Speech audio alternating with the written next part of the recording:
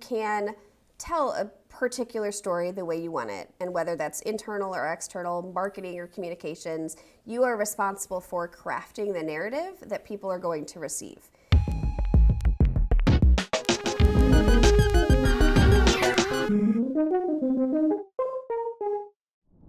Today I have Kaitlyn Pacchini, who is a manager of internal and employee communications at McDonald's. Yes. Very cool to have you. Thanks for being here. Thank you. Glad to be here. Yeah. So, did you stop by McDonald's on the way in? I did. You have to have your McCafe coffee. Okay. Start good. every day. I also like an Egg McMuffin. Oh, wow. Egg McMuffin's my favorite too. Oh, good. Yeah. I used to pride myself that I would eat 2 Egg McMuffins and a bacon, egg, and cheese biscuit. That's a lot of part food. Of breakfast. Yeah. Okay. To get you started, you know. Now that we're in our 30s, you can't do that anymore. No, I can't. No, it's not. Yeah. It's not good for me to do that. But okay, well, good to know. So we have our little McDonald's plug at the beginning. Thank you. We'll get that out of the way, Okay. and then we'll get into your role. But I guess I'd tell me a little bit more about your role. So internal communications is kind of the broad topic, but I guess what is that like at McDonald's? Like, what's the setup? Sure. What are you doing? Sure. So McDonald's has a global communications function. McDonald's is also split into different markets, which are the countries that we operate, but there's a global function as well. On the global communications team are traditional media relations, measurement and insights, analytics, and then broadly enterprise and employee communications, which is what you might think of as traditional corporate communications.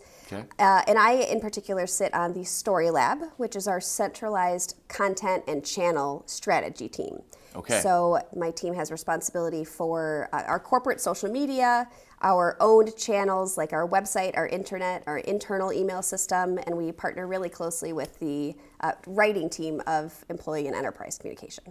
So you're using all of that, all of those teams, all of those systems to basically communicate out to the folks that are on the ground at the franchises, at the locations, and then some? Like, what are your audiences that and you're then focused some. on? Yeah, so McDonald's calls it the system with a capital S, Okay. which includes employees, franchisees, and vendors, Okay. suppliers. So there's a broad, very complex group of internal and external partners that make McDonald's work, and they are all our stakeholders, all our constituents for communications. Gotcha.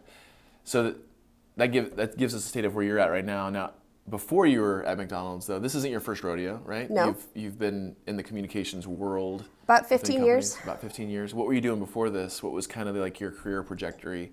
Trajectory? What was your career trajectory, if I could say that, right? Before you got to McDonald's, where'd you start? What were you doing before? Sure. So I went to college for broadcast journalism at the University of Illinois, which was great. I loved it. I loved journalism. I've got that sense of curiosity. Sure. But I wanted a little more predictability in my career path, so I went into corporate communications. I spent about 4 years with a healthcare provider doing a range of internal and external, traditional media relations, public relations, public affairs, internal comms. It was a much smaller company. Yeah, so you did it all. Yeah, I mean, a lot of little bit. communication teams are small shops. Yeah, for sure. But it was great to get the experience there. And then I went to United States Gypsum Company, USG, which I those think you're guys? familiar with. Yeah. Absolutely. Spent 8 years doing, again, a mix, but really focusing on the internal and employee communications, writing for executives, spending time out in the field with our plants and getting to know all of those folks. Yeah. I loved that. That was a great job. And then when I was ready to continue growing, I came over to McDonald's and joined that team. So what'd you learn? So like there's the journalism days, the early days. There was the USG, like getting into the corporate world, and there was now that you're at McDonald's. What'd you learn doing the journalism thing? What was the biggest learning there? Oh, everyone has a story. You just have to uncover it. And people are oftentimes humble or nervous to speak up and say, I think what I do is cool. Because it's your everyday. So a lot of times people don't think what they do every day is cool. But if you come in from a different perspective and you can see the niche, the spin, what's the journalism word? It's what the French call a certain, Je ne sais I quoi. don't know what. Je ne sais quoi. Yeah, je ne sais quoi. But the little thing about their job that is really cool, and you learn in journalism school to hear that, to have your ear pick up on those little things, that you can pull that thread and really uncover a great story. Is that something that you find yourself using today, even in the corporate world at McDonald's?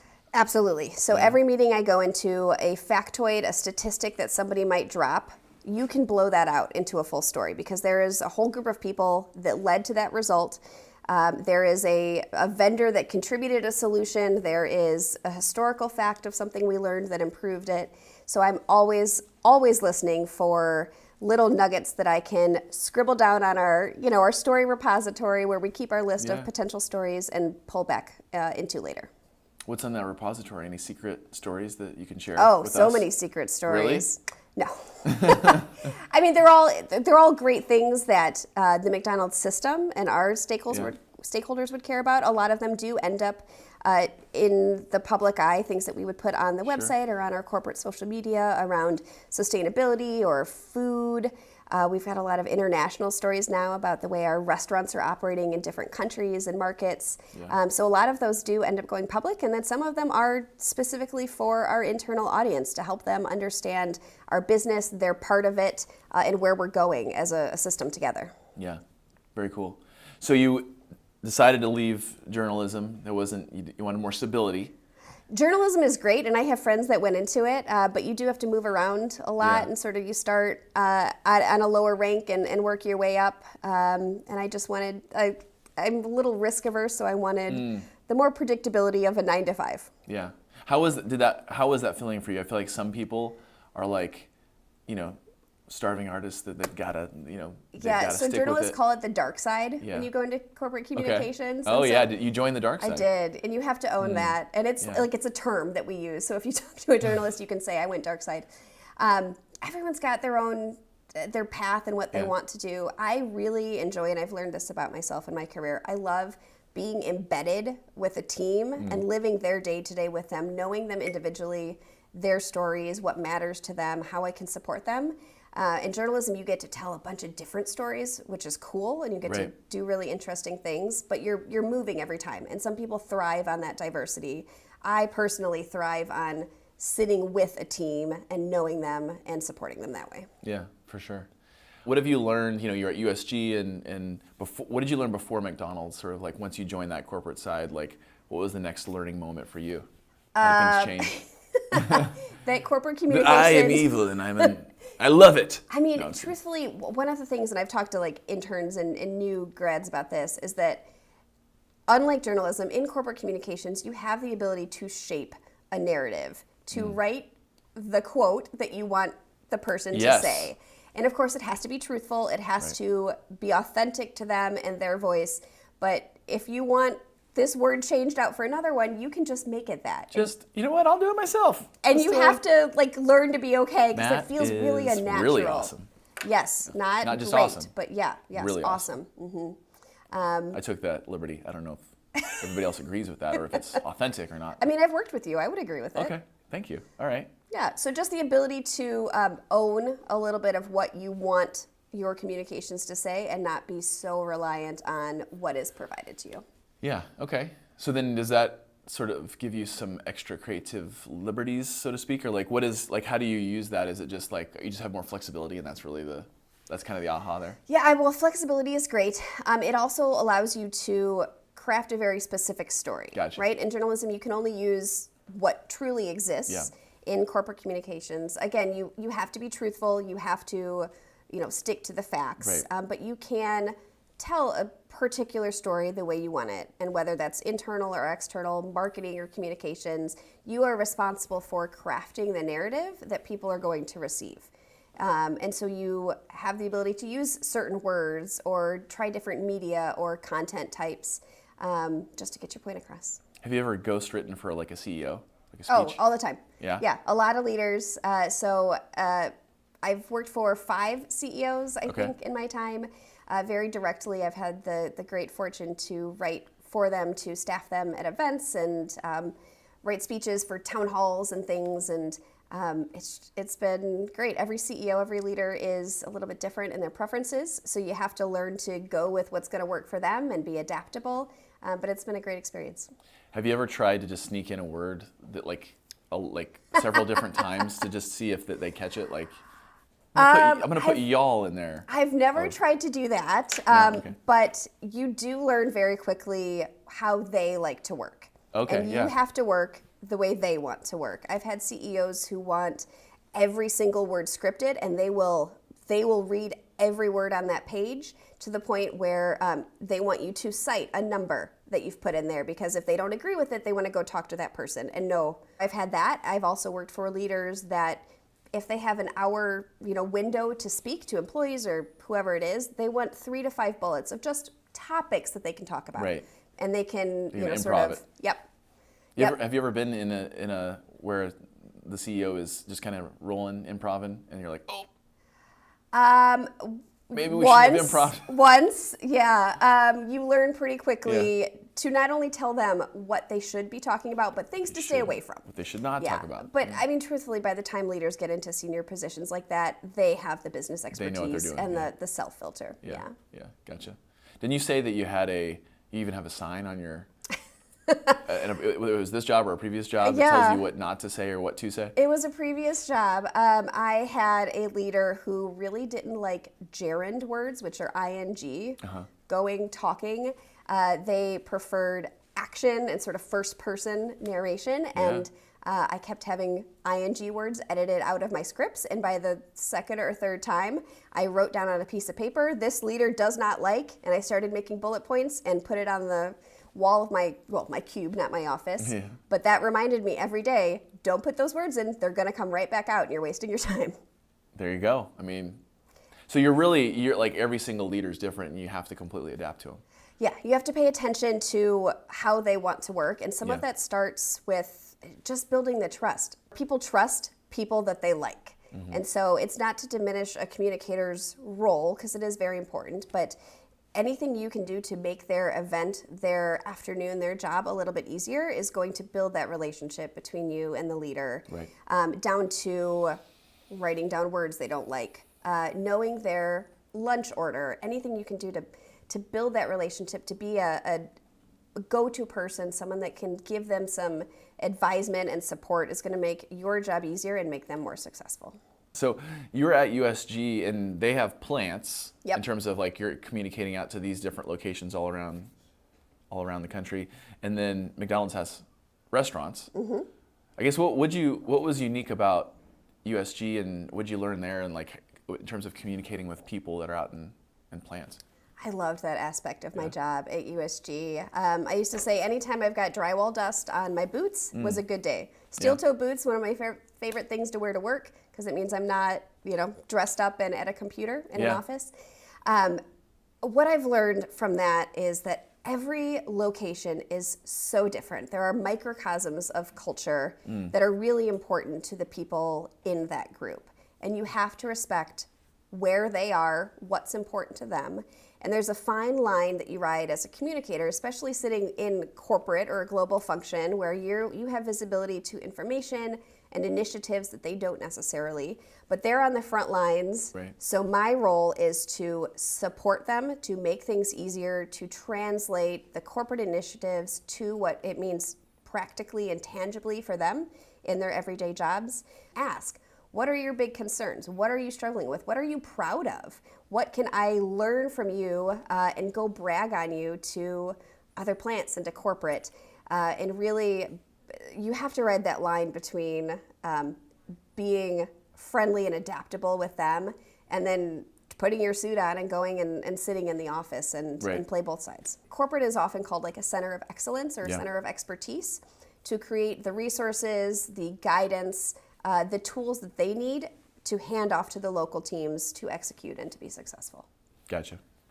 So when we think about, speaking of being successful, I guess what does success look like for you? Like at the end of the day, like what needs to happen and what's kind of the function that you're serving or sort of like the goal that you're trying to achieve? If someone tells me that something I created was helpful to them, that feels really good. I really see myself as a liaison between decision makers at the top of the company and executors, people doing the work. And so if I'm creating a template, a messaging document, if I am writing bullets to go on a leadership portal to help them explain an initiative to their employees, if I have made someone else's job easier and made them understand their role in the company, that's really success for me. Gotcha. What's critical for your success, like to be able to make that happen at McDonald's? Is it like you just have a lot to get out because there's just so much to do and it's really all about production, obviously quality, but like, is it like I have to get through as much as I possibly can somehow and find ways to be productive? Is it like a specific project that's very unique to what's going on in the world? Like, what do you really have to focus on in order to be successful? Every company's different. McDonald's is very operationally focused because so much happens in the restaurants. We go into every decision, every initiative, thinking about how it's going to affect our crew in the restaurants, what actually happens to them, the end consumer. At other companies, it's about efficiency. At USG, it was a lot of the quality of the products and the efficiency on the line. Right. And you have to, I keep saying it, but like you have to understand what's important to them, which is not necessarily what's important to you. And you're sometimes hearing things from both ears. You have to determine where do those things marry up, where do they overlap, where are they divergent that we have to come up with a solution for, and then how do you speak to both sides on behalf of the other side to get to a final product. Gotcha. What's the biggest thing you've learned at McDonald's? Oh, kind of going on our learning path here of our learning path. You've been there for 2 years, so maybe you're still figuring it out. I have been there for 2 years, yes. McDonald's is very complex, so I don't think I have figured it all out yet. Sure. What I've learned at McDonald's, I think, is that everyone is so passionate and good at their jobs. McDonald's is really a high tier of professionalism and talent.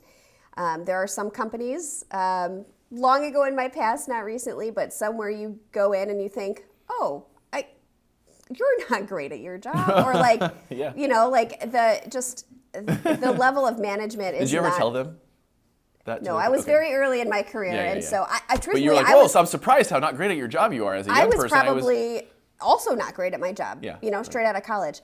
But I think by the time you are at McDonald's, you have grown in your career enough that you've really got some skill. And so you have to respect that you are not probably the smartest person in the room. Yes. You are an expert in your field. It is your responsibility to speak up and advocate for your function, to share your expertise, and then also back off and realize that person is the expert in that area. They know more than I do. And trust and rely on each other that you're all going to bring your best to the table and it's going to improve your product. Yeah. And then wait for the right time to set up a booby trap to make them look dumb so that you are the smartest person. No. Absolutely not. No, okay. No. Not that. No. I was setting a booby trap up for you, but you didn't fall for it. Thank you. You're welcome. You're welcome. We know what makes you successful. Just thinking about Kaitlyn, about how you, think about this function, think about your role, think about like what makes you successful as a whole, just not a specific job, but like as a communicator, as an internal communicator, these audiences are really nuanced. I mean, that's like one of the unique things I think about the corporate world is the people you're speaking to, it's like, it's not the general public. No. There's a lot of nuance there. What makes a good internal communicator? Like what goes into that? What would the Kaitlyn's of the world say? A constant sense of curiosity. Okay. Like we talked about, there's always something you can learn. There's always a story nugget in there that you can pull out. A willingness to adapt and be flexible. You can't be married to an idea. You might think it's the coolest thing and it's super creative, and then someone brings to the table, we tried that or it didn't work, or that is a really cool idea, but we've got these blockers we have to resolve first. And you have to be able to pivot quickly and say, okay, I still like that idea, but I realize it's not going to work. I'm going to trust your opinion. Right. And I think the ability to subtly influence people is important. I genuinely care about what my colleagues are working on. I find it interesting. I want to help them do it. And I think that comes across as just like an openness and a partnership that allows you to sort of, when it's time, to drop that influence in or to help steer. And it's just, it makes for better colleagues, it makes for a better work experience and a better end product. Yeah, that's great. So curiosity, you got to adapt. And you got to be able to influence, not in an overbearing way. Yeah, influence is probably the right word, not control, but Nudge. Nudge. And before you influence, you have to understand. You have to take the time to listen to what's important to them and what their challenges are, and then you can better understand and explain the problem. So what's something about Kaitlyn that maybe her colleagues might not know or might find surprising? Oh. We know the Kaitlyn at work. We know that you're I'm adapting. a big dork. Okay. They don't know that? I mean, they do, but Some of them know. I think I'm like even dorkier than people think I am. Me I too. have 4 cats. Okay. I play Dungeons and Dragons. Hell yeah. Yeah. I like to garden. Yeah? I don't think that's too dorky. I feel like maybe gardening not. is like a less dorky thing. You mean you could really dork out about gardening if you wanted to? Are you how dorky are you about gardening? Like I've laid gypsum in my soil to improve the quality of it. Really? Yeah. Wow. Yeah, That's pretty. The more time I dorky. spend with like my hands dirty, the like better it is for my mental health. I've noticed there's something about like being in the ground, right? And whether you believe in like grounding or that's what I learned from my mom is like a major grounding, like wants me to go outside and put my feet in the grass. Yeah. At least once a day. Yeah. And I'm sorry, Mom, but I haven't done it today, and I will. It's only 10:19, so. There's a thing on Instagram right now that's like lizard time. So you go out and you lay on the grass in the sun and just like absorb some vitamin D. Okay. And it's just, I think it's good just for like your a mental lizard health. would. Yeah. So so you're grounding, you're doing some lizard time. Lizard time. I feel like lizard time is a thing that that's like that should be the term if it's not the term. I think it is. Is it the term? I think okay. yeah. My husband loves that, and he he makes fun of me, but does he do it too? no, he doesn't. no. What if he does it like secretly? Oh, he might. Yeah, he's into like sports and stuff. Okay. Which is just we're like complementary in a very different way. But yeah, I think people at work like everyone has a work personality, right? Sure. And the best workplaces are ones that you can bring your authentic self to. Yeah. And so I am a little dorky at work, but it's also nice to like, when you come home, you change clothes and you let the curtain down a little bit. Get your own thing, you know? Yeah, it refills your tank of like what feels natural, so you can go back in and be around people who have different opinions and different styles, and be open to that because you've filled your own cup. So if anybody at McDonald's is watching this, works with Kaitlyn, and you are a Dungeons and Dragons master, are you a master? No, Okay. no. I'm most often a bard. I'm playing a dwarf fighter right now, Okay. and she's really sassy, and I love that. But I'm going to go back to bard for my next campaign. Okay. Well, I'm just encouraging you to reach Yeah, out. if you are a DM, let's meet in the work cafe. Yeah, I love it. I ask everybody this question. Yeah. What is one word or phrase we should no longer use in the workplace? Oh, like jargon? Could be jargon. Could be anything. What comes to mind? Anything? Synergy? Synergy. Has anyone ever said synergy? I feel like somebody's probably said synergy. Well, okay, that means that. But that gets another vote. Okay, yeah. So I will vote synergy because I feel like it implies two very separate things that just sort of. They aren't synergistic. Correct. They just touch each other. Like, why can't we say? I like the word aligned, which is also kind of jargony, but that it's a means little that, less jargony. because it means that we've talked and we're both agreed on one path that we might be pursuing from slightly different angles or different work streams, but there is agreement on the direction that we are collectively going as a shared organization, rather than your plan and my plan that just happen to have some convenience of overlap. So there's a difference in meaning. To me, there is. Yeah. So people use synergy kind of out of context sometimes, maybe, or like in the wrong way. So they should use it, or they should not use it, or should they never use it again? I think it's turning a little ironic. Okay. Like it definitely is. I think corporate people are like aware of. Let's circle back just some of that jargon, and so now it's like, oh, there's synergy, and it's a little bit of a joke now. Yeah. I wouldn't know synergy if I even saw it anymore. I really don't know what it even means anymore. I feel we're like it's also just very interconnected now. Like you are so much more aware, I think, of what your colleagues are working on because of things like Teams and IMs Right. and Zoom and your web conferencing. And so I think you start from a stronger place rather than having to figure out how to get there later. Yeah, for sure. Well, I'm aligned Thank you. with not using Synergy anymore. So let's do that. Okay. No more Synergy. Kaitlyn, this was a great conversation. Thank you so much for sharing your perspective and about your role and about how dorky you are. Thank you for having me. Yeah, I feel like I'm okay to be a little bit more dorky now that you've shared that you're dorky Fly too. your flag. I will. Whatever it is. I will. It's a very small flag. It says dork on it. Okay. And then What color is it's it? imaginary. It's green. Okay. I don't know why. It's maybe because subtle cues. Do you like that? Wow. Influence. You're influencing me right now. Get out of my head, Kaitlyn! We're bringing it all back. Awesome. Well, thanks for being here. Nice to see you.